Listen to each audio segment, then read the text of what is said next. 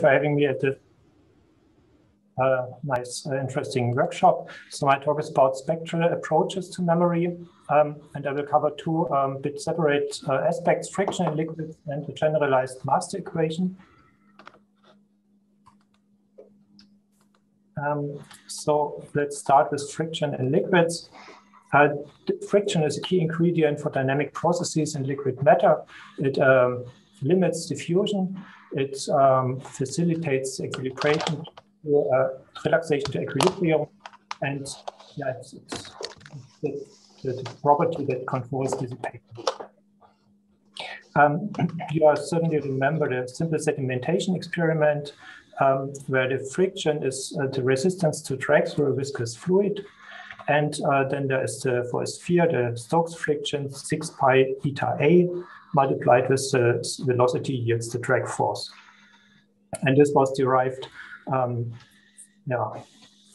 almost 1.5 decades, more than 1.5 decades ago.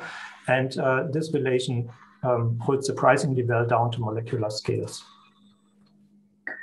Stokes was actually concerned about pendulum clocks and about the friction that the airflow would cause. And in his paper, there is much more than the formula we have seen.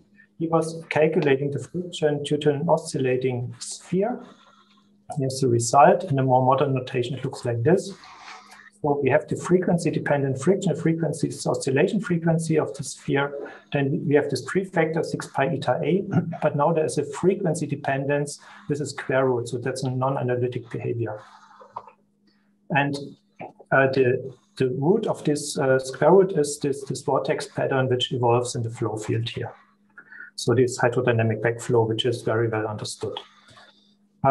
Interestingly, this holds to very small scales, and it has been measured about 10 years ago for colloidal particles and verified with great accuracy.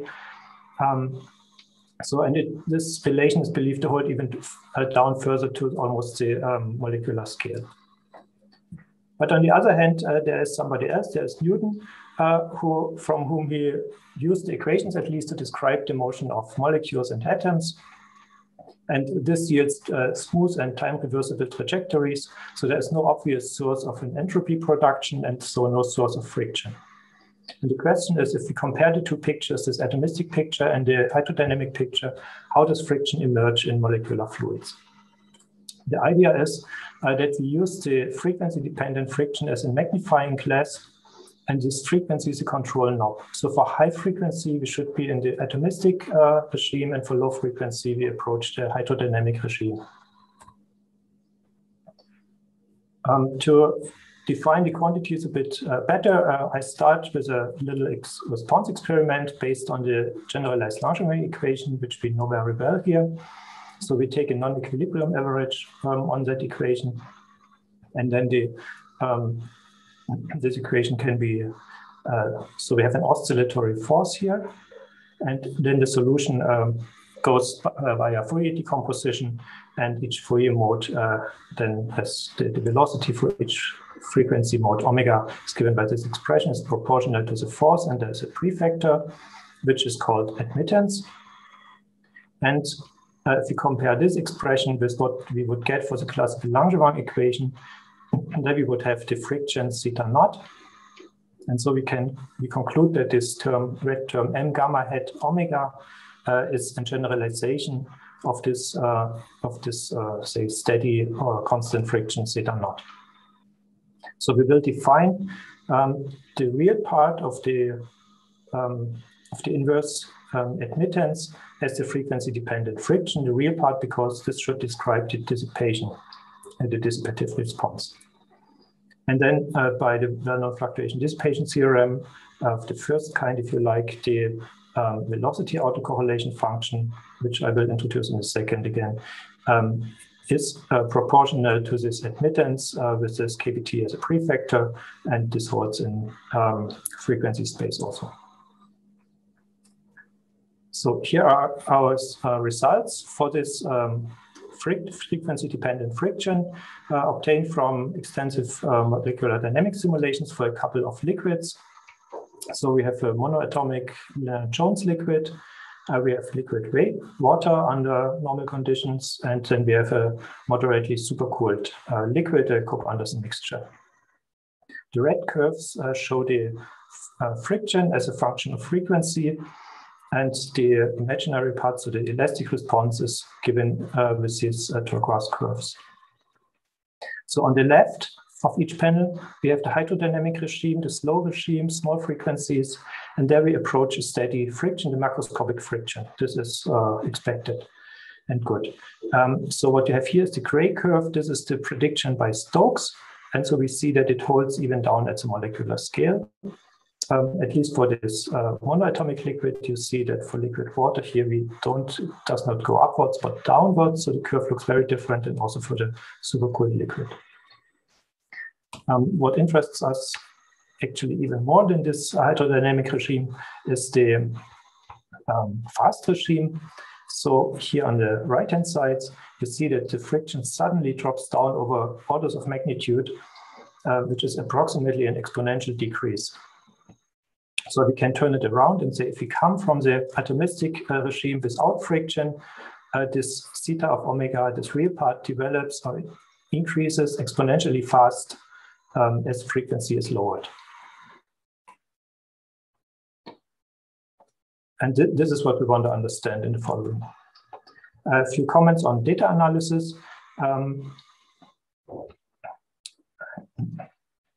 So we start with the mean square displacement as input, and this is what we base our data analysis on. Actually, it's easier to discuss the velocity correlation functions, but actually computations are done on the MSD. From this, one can obtain this mobility or admittance, and then by taking the reciprocal and the real part, the friction theta of omega. There are Fourier transform. So from the velocity correlation function, you can go by Fourier transform upwards, and from the friction by Fourier back transform, we obtain the memory. So that actually the friction is the spectrum of the Brownian forces. So so actually we have compared two routes. One relies on the Fourier Laplace transform of the input data, and we use what we call physics-informed Filon quadrature. So to have data which cover many decades in time or in frequency, and physics-informed means most importantly, we have not a sharp cutoff at long times, but an exponential. We patch the data with an exponential decay, and this removes a lot of spurious oscillations. And at very short times, we use a polynomial interpolation to the data points. So to have the short time or high frequency to improve the behavior there. Alternatively to this, we use the direct deconvolution in time domain, similar to what we had seen before, but there are slight differences. For example, it works on the integral of the memory kernel, which turns out to be more stable, so this capital G, and then one has this star as a convolution here. One has to invert this convolution. And we came up with a kind of predictor corrector scheme which stabilizes the whole thing. And third, we validate our results against exact asymptotes in some rules, so to be sure that we don't have artifacts from the numerics, but the reliable results. As I mentioned, it's easier to discuss the velocity autocorrelation function than the mean square displacement. Here you see what you may consider as input data for the three liquids. So for the monoatomic liquid, we have this typical behavior. So we have a parabolic initial decay. There's the Einstein frequency that defines this the curvature. Then we have this anti-correlations, the negative part here. This is the rattling in the cage, which is very famous. And on a double log scale, we see that the curve goes back to positive values. And then we have the t to the -3 half long time tail observed very nicely. Similarly for liquid water, but here we don't go back to positive values. It's still on the negative side, and the tail has a different power law, -5/2. So actually, this is not expected to be the ultimate power law, but only some intermediate part. But this is how the data look like. And this is similar, interestingly, like in the supercooled liquid, where we also observe such a t to the -5 over 2. Such a tail with negative prefactor is very well known for the Lorentz model, which describes diffusion in an arrested liquid. So yeah, the first tail is momentum conservation, and this is diffusion in arrested liquid. This is just in passing, and we can reproduce and handle these tails with our numerics, but this is not the main focus of the talk here. So some mathematical background. Actually, we don't need the generalized Langevin equation, and we also don't need the Moritz-20 formalism to introduce memory functions. For a general autocorrelation function, we work with the Fourier Laplace transform, which takes this form with complex frequencies set in the upper complex plane. This is always well defined, and the growth of this function is bounded as given here. If we specialize the frequency along the imaginary axis, then we recover the conventional Laplace transform. But the big benefit compared to the Laplace transform is that if we go along the real axis, we have an expression, a formula for the back transform. And this is what you have in red here. The real part of the Fourier transformed correlation function is essentially the 1/2 of the power spectral density. These functions that we obtain have the property that the real part is strictly positive. That means positive spectrum. And then it's also a holomorphic function in the upper plane on itself. Such functions are known as Herklotz-Nevann-Linna functions, and there's a lot of mathematical theory about it. One result is if our correlation functions has a short time expansion as indicated here. So I've given the first 2 terms, but the one with nu, the linear term, might be absent. Then this translates into a high frequency expansion as given here. And this is then the prerequisite for the following theorem. If we have this function theta hat as derived from a correlation function, if it's of this Nevann-Linna type, then there is a memory kernel m hat, so that we can write this function c hat in this form here. This is actually equivalent to the this Volterra equation, but now written in Laplace, Fourier Laplace domain. And this memory kernel has special properties. In particular, it is itself related to a correlation function. So it has a positive real part and it's Nevann-Linna. This nu here, this stems from instantaneous friction, which we have from hard spheres, but this part in particular is absent for smooth particles or say, molecular fluids, natural smooth interaction potentials. And we can then iterate the process, so then we can create a continued fraction representation from this. So this guarantees us the existence of memory kernels without resorting to generalized Langevin equations and projection formalisms. So now let's come to the justification for this rapid onset of friction, which we had seen in the data. So the quickest argument is that we have smooth trajectories. That means the derivatives of the correlation function at t = 0 exist and are finite. Then we have exact sum rules for the spectra. So the moments of the spectrum are related to these derivatives. So if we have all moments finite, this means the spectrum has to decay exponentially fast for large omega. There's another argument. If we try to do a systematic short time expansion, then the smooth trajectories, they combined with a time reversal symmetry because of equilibrium, they give us that we have only even powers in the short time expansion, so t squared, t4, t6, and so on. But if we then calculate this friction from the formulas and there's a real part taken in the end, we have only odd powers in frequency, complex frequencies, and this will cancel all these parts. Taking the real part cancels all these contributions, so we end up with an identically 0 friction. So from a short time expansion, we have no chance to derive the friction in a liquid. So this shows that the origin of friction is indeed non-local in time. I mean, not that friction is a non-local phenomenon in the sense of a convolution, but we can just by looking at locally at a piece of the trajectory, we cannot predict the friction. And it seems there is no predictive microscopic theory of dissipation in liquids, in the sense that one can predict what is the magnitude of friction without imposing any kind of microscopic friction. Like in hard spheres, one can have an instantaneous friction. This can be derived. But for molecular liquids where we don't have such a contribution, this I'm not aware of that. In addition, we have a coupling of processes across all scales because of the Kramers-Kronig integrals. So the high frequency behavior is not only determined by the short time expansion, but also by the long time behavior. So the long time tails, they modify the high frequency behavior. This makes things even worse for say, analytical treatments. We have a solvable model shown here in the corner, which combines a long time tail and this feature of having only even powers and being analytic. So this supports all the findings that I've shown you from based on numerics. One question is, what is the mechanism that generates friction? What makes the trajectories irreversible? From the class community, or from structural relaxation, we know that this leads, of course, to an increase in friction. And here I've shown you the data for the supercooled liquid.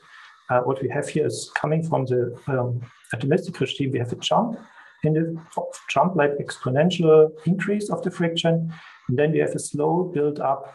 And this slow build-up, this is related to structural relaxation.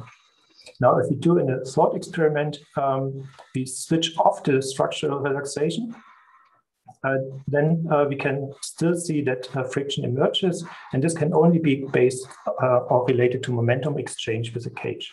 So we have a particle here, the red one. This is moving in a cage, but this cage cannot relax anymore because we have pinned all the other particles. And then the frequency-dependent friction of the red particle is shown here on the right, and with dots. And the dashed lines are for the unconstrained fluid. So at high frequencies, the two curves, they resemble each other, and there's only for smaller frequencies, they deviate from each other. So we can conclude that this onset of friction is related to the somehow in a subtle way to the momentum exchange with the cage. It happens on really fast scales. One question is, intuitively, one could think that this is somehow related to the largest Lyapunov exponent. One can define an onset frequency of friction, for example, saying this is the decay or the scale that governs the exponential. So this expression, for example, is this somehow related to the Lyapunov exponent? Could one find a link, or is that are these completely distinct words and unrelated to each other? Interestingly, if we integrate over the frequency-dependent friction, then we get the not integrate. If we take the limit omega to 0 of the frequency-dependent friction, then we get the macroscopic friction. And if we sum over the Lyapunov spectrum, we also get the frequency-dependent friction. So we have two integrals that lead to macroscopic friction, but the integrals seem to be unrelated. This was a question raised by Cohen a while ago. For completeness, I show you also the memory functions from our approach. They do everything as expected.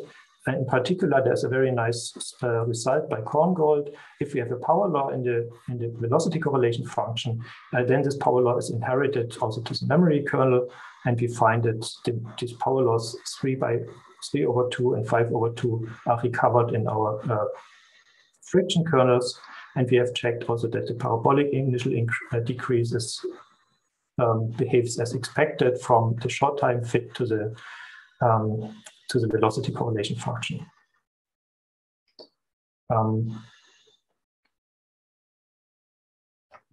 Perhaps for the supercooled liquid, it's also interesting that, as expected, the friction decays really slowly. From the idealized theory, one would expect that at lower temperatures, a plateau develops. Here, this is like an almost logarithmically slow decay, but it's yeah, it would be interesting to see how this develops for even lower temperature. Since we had these nice data for the frequency-dependent friction, we also checked the generalized Stokes Einstein relation, which is the basis of microbiology. It is a ad hoc generalization of the Stokes formula by adding a frequency dependence to both the friction and the viscosity. And it means literally taken that the Brownian forces and the shear stresses would have the same statistics. This relation is obviously without substance for Newtonian fluids because Stokes derived for constant eta of omega a frequency-dependent zeta, and you see it also in the data. So the sig symbols are now for the viscosity, the dash data are for the friction. In particular, the elastic part is completely off. The sign is even different. But for water, there is curves approach each other. And for the supercooled liquid, there's actually a pretty good agreement. But one expects that at very low temperatures, this agreement would break down because of the observed violation of the Stokes-Einstein relation. That's another open question, how this breakdown would reveal itself in this frequency-resolved picture here. Okay, with this, I come to the second part, the generalized master equation. So this is motivated from cell biology, from transport processes in cells and other nanofluidic systems. We are concerned about diffusion-influenced reactions in partition spaces.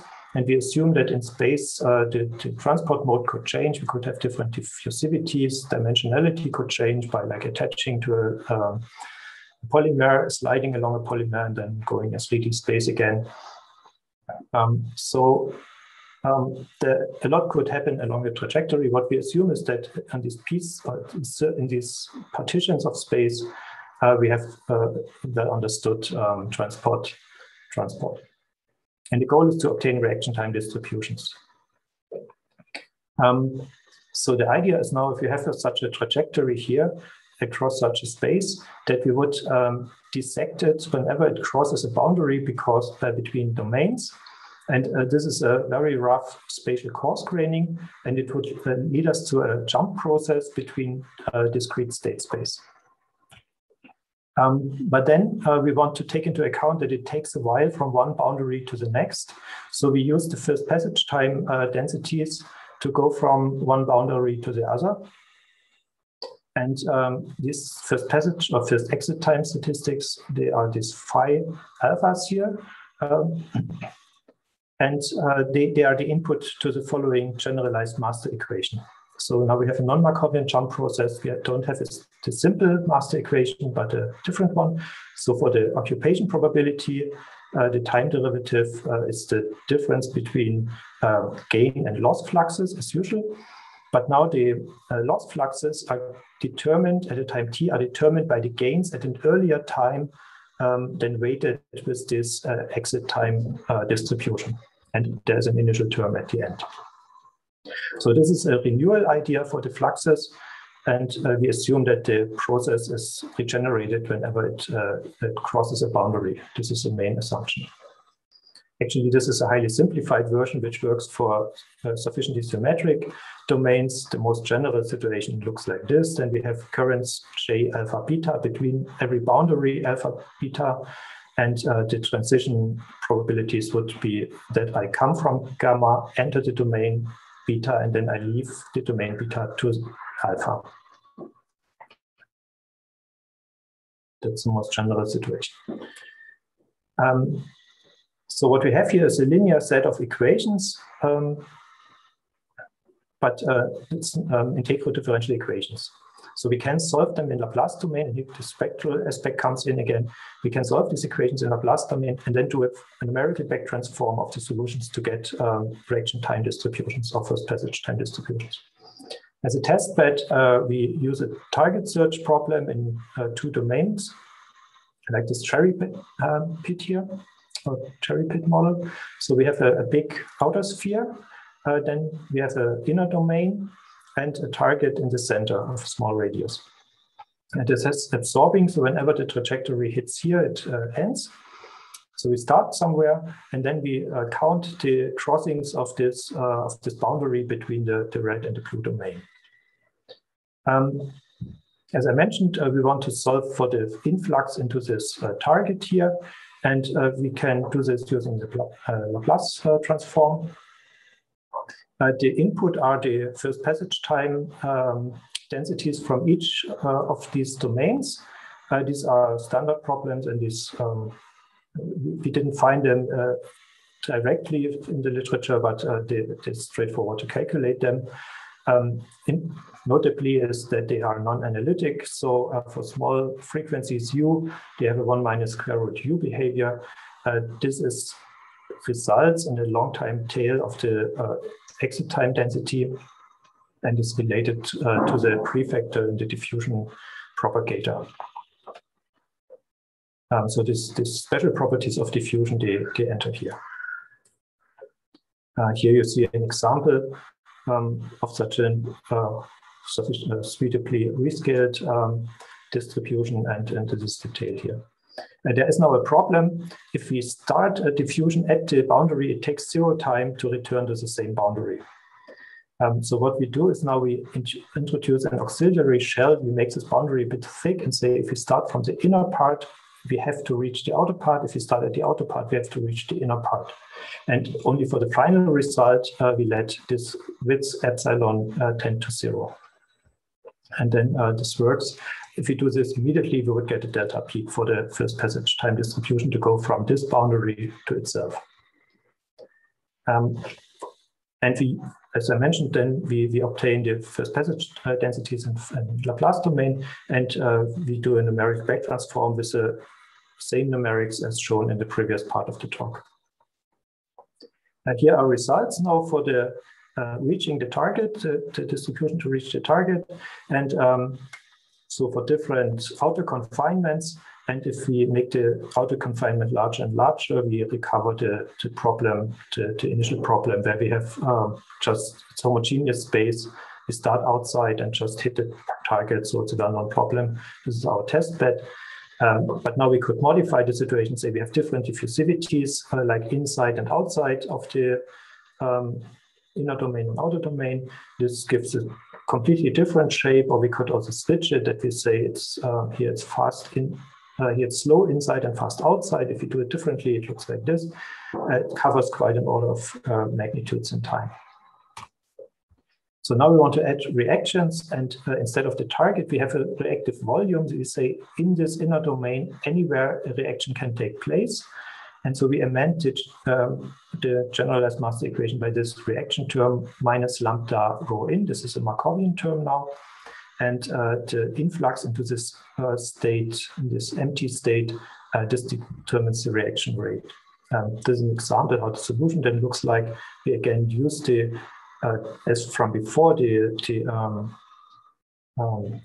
partial first exit time, the first exit time densities for the domains, and then combine that with our GME, and the result is back transformed and gives then this set of curves here for from top to down. The reactivity goes down.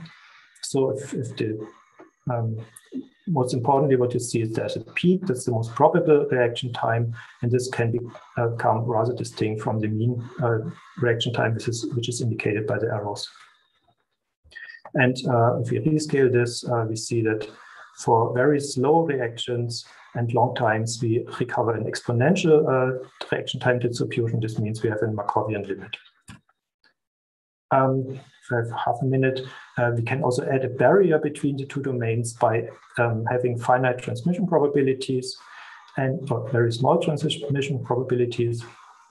And then we see here that if the barrier is increased, this reaction time distributions, they also spread, and we recover a Markovian limit on exponential distribution for high barriers, and then can actually show that when the phi's, the exit time densities, when they are exponentially distributed, then we recover indeed the classical master equation from our ansatz. So with this, I would like to summarize. In the first part, I've shown you that we can do with we developed a numerical scheme to have a stable spectral analysis of non-Markovian time series. It does not rely on the existence of a GLE and can be applied to many different fields. And here we have shown used it to look into friction in liquids, in particular in the high frequency part, which had some surprises. And with this data which we can provide, it's better to, one can get a better quantitative modeling of Brownian motion in nanoscale processes if one wants to use these coarse-grained approaches. An interesting question maybe is there a link between this frequency-dependent friction and the microscopic chaos, Lyapunov exponents, and so on. And in the second part, I've shown you that for diffusion influenced reactions, we can do a coarse-graining to the domains, and this generates a non-Markovian John process and also a kind of memory, but totally different from the GLE. It leads to an integral differential set of equations, which we term generalized master equation. Non-exponential waiting time distributions emerge naturally from the diffusion properties and lead to pro distributions of reaction times. But if we add barriers, then the Markov limit is recovered. Thank you very much for your attention.